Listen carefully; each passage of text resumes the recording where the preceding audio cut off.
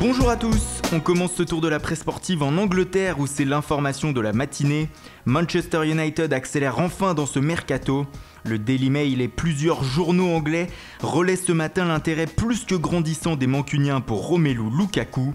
L'attaquant belge d'Everton était proche de Chelsea, mais United ferait tout actuellement pour devancer les Blues.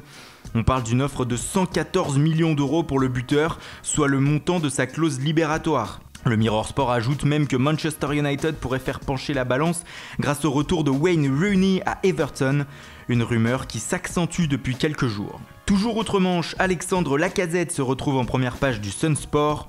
L'attaquant français s'est engagé hier avec les Gunners. Mais ce qui attire l'attention ce matin, c'est le dossier Alexis Sanchez. Selon le journal anglais, l'international chilien demanderait un salaire de 446 000 euros par semaine pour rester chez les Canonniers. Un montant exorbitant qui pourrait faire réfléchir les dirigeants d'Arsenal qui voulaient à tout prix le garder.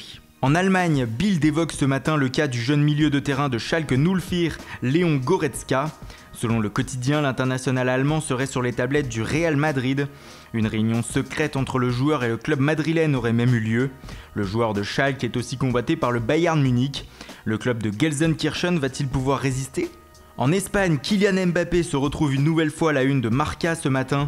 Selon le journal ibérique, les dirigeants madrilènes ont rencontré une nouvelle fois le joueur de Monaco hier. Nous attendons Mbappé, aurait-il lâché à la sortie de ce rendez-vous, ce qui en fait la une de Marca. Le média explique que la Maison-Blanche voulait s'activer sur le dossier après les transferts de James Rodriguez et Alvaro Morata, mais que la venue insistante du PSG sur ce dossier aurait accéléré les choses.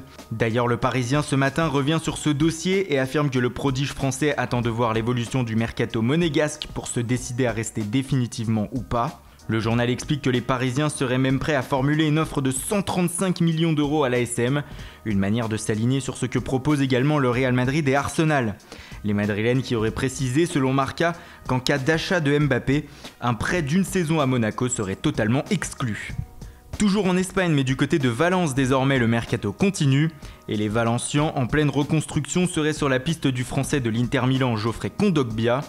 Le nouvel entraîneur de Valence, Marcelinho, apprécie beaucoup le milieu de terrain et aimerait le faire venir cet été en Liga. Enfin, on termine par la joie de la presse catalane ce matin. Lionel Messi a en effet officiellement prolongé son contrat hier avec le FC Barcelone.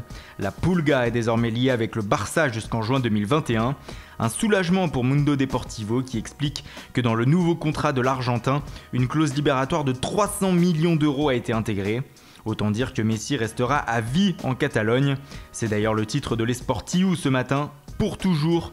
Le journal précise qu'en 2021, Messi aura 34 ans et sera très proche de la retraite. Voilà, c'est tout pour aujourd'hui. Merci pour votre fidélité. Bonne journée à tous et rendez-vous dès ce soir pour un nouveau journal du Mercato.